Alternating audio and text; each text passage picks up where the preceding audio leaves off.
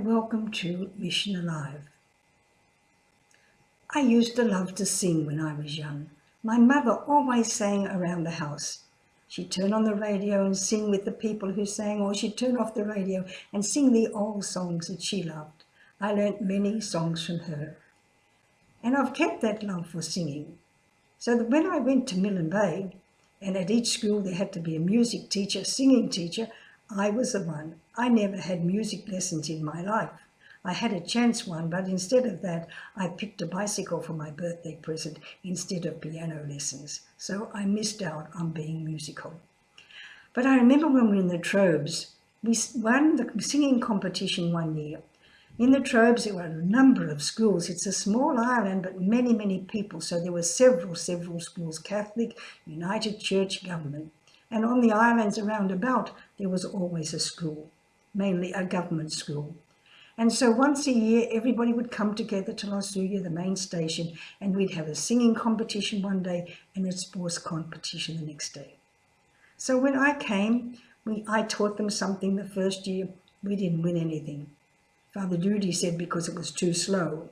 So next year, we sang, "Come to the fair. The sun is a-shining, come to the fair." So we won. We came first. Everybody was so happy and so proud. The next year, I don't know what we sang, but we won again. And the third year, that was really our best. We sang Pedro the Fisherman.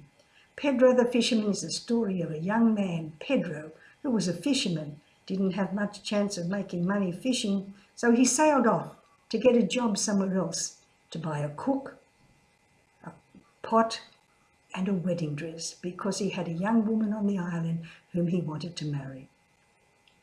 But while he was away, the father of the young girl said, he's gone. Marry the one who's got the vineyard. He might be fat, but he's got plenty of money. And so Nina, who really loved Pedro, agreed to marry the old man with the vines. But then, just as they were about to get married, they heard a sound. They heard Pedro whistling, and she ran from the church down to the wharf onto the boat, and off they went. It's a lovely, lovely song. So we sang it, and they sang it so well. The boys had to whistle. The first part of the song, Pedro the Fisherman was always whistling, such a merry call, and the boys whistled. They whistled the song that Pedro was singing.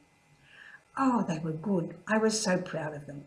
And then there was one little girl, when it said, she was standing there, and the people were waiting for her to say, "I do." She stepped forward and she said, "I do." But she didn't really say it because it was just the song saying what she was going to do. So before the priest could ask her, "Do you take this man to be your lawful spouse eternally?" suddenly the church was still. A far-off sound disturbs the air, the sound of Pedro the fishing, and the boys start to whistle. Oh, it was so good. You could feel the electricity in the people behind me. And of course, we won. As we walked off the stage, I heard one of the judges who came from Port Moresby say, "I've never heard singing like that on the Trobriand Islands before." I was so proud, so very proud. Then as we were going home, we went home very quickly because the Lasuya school children were very angry with us for winning, because in the Trobriand Islands it's a custom that the people who own the place that you go to, they must come first. If you go to play cricket at a village, the village that you go to, they have to win the cricket match. You go to a village for a dancing party at Christmas time, the village that you go to, they must be the best. So we went to Lasuya, the government station. The government school should have got the prize, but they didn't. We did.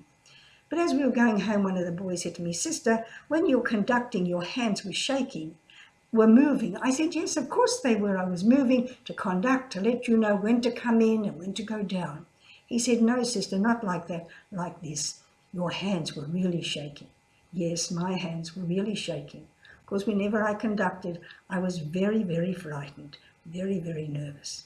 Michael, the local man who conducted our junior choir, he said, "Oh, no, I don't feel nervous. I feel so proud that I am giving such pleasure to all those people behind me." I'm afraid I didn't think of the people behind me. I thought of the people in front of me. Those young students who were really doing their best, who were like me, nervous. Would they win? Would they get the right note? Would the singing, would the whistling come in at the right time? Would Mary suddenly say, I do, at the right time? They did. Everybody did everything at the right time. The pleasure that we can give others when we try, when we learn something, and when we share it with others. Have something to share this week. Goodbye for now.